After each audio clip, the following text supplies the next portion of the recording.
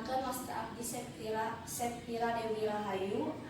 Abdi di kelas 11 MIPA 3. Di dia abdi bade ngadugikeun pidato atau diantara anu judulna pentingna ngalestarikeun budaya Sunda di Jawa Barat.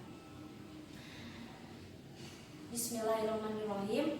Puji syukur kehadirat Allah Subhanahu wa taala anu mampari nikmat ka urang sadaya dugi tiasa ngariung di tempat ieu ngajalin silaturahim.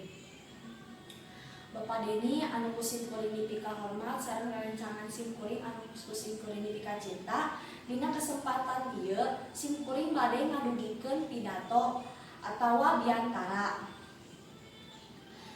Satu acan simkuring ngadugikeun ieu pidato atau biantara, simkuring bade nyuhunkeun dihapunten bilih aya cariosan simkuring anu kirang saluyu atau anu kirang sae sakumaha di zaman sapertos ayeuna, di mana rupa-rupa budaya asing anu asup ka lingkungan urang sadaya, ulah anu asup ka lingkungan sadaya, ulah sampai budaya Sunda teh dijadikeun semah di lembur urang sadaya.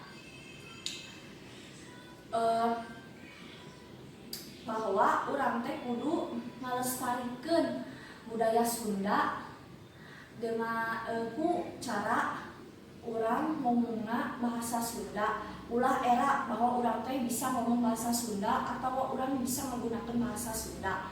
Jadi kacindekan dina pidato ieu atau biantara ieu teh urang teh kudu ngalestarikeun budaya Sunda sapertos bahasa Sunda. Ulah jeung deui ameh budaya Sunda teh henteu sampai ka leungit.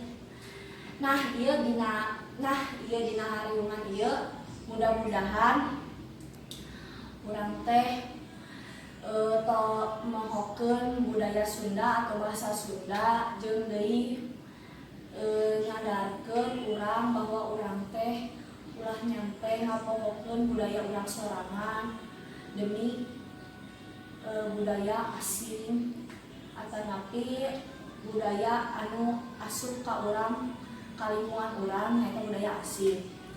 Sakitu rupina hapunten bilih aya sagala kahilapan atau kakuranganana. Wabillahi taufiq wal hidayah. Wassalamualaikum warahmatullahi wabarakatuh.